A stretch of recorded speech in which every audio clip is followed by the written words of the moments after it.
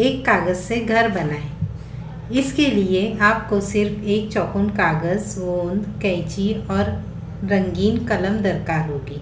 सबसे पहले एक चौकोन कागज़ को दरमियान से तय करें, फिर खोलकर दोनों सिरे तय कर लें, फिर खोलकर दूसरी तरफ से दरमियान से तय करें और फिर से इसी तरह दोनों सिरों को दरमियान में तय करें। इस तरह से इस मुरब्बा नुमा कागज़ में कुल 16 छोटे मुरब्बे हासिल होंगे। फिर इन्हें निशान लगाएं और 6 लाल रंग की लकीरों को चौथाई चौथाई हिस्सों तक तराश लें।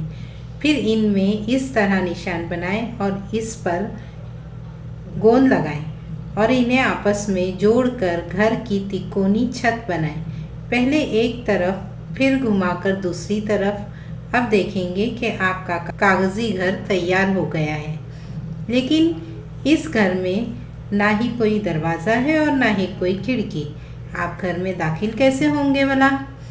तो सबसे पहले आप कलम से दरवाजे और खिड़कियों के निशान बना लें और कैंची की मदद से उन्हें तराश लें और इन्हें खोलकर ये हो गया दरवाज़ा और ये खिड़की खुल गई। घर की खिड़की दरवाजे तो बन गए, जिससे कि घर में हवा आती जाती रहे। अब रंगीन कलम से घर की छत पर पसंदीदा नक्काशी करें। आप कवेलू भी बना सकते हैं।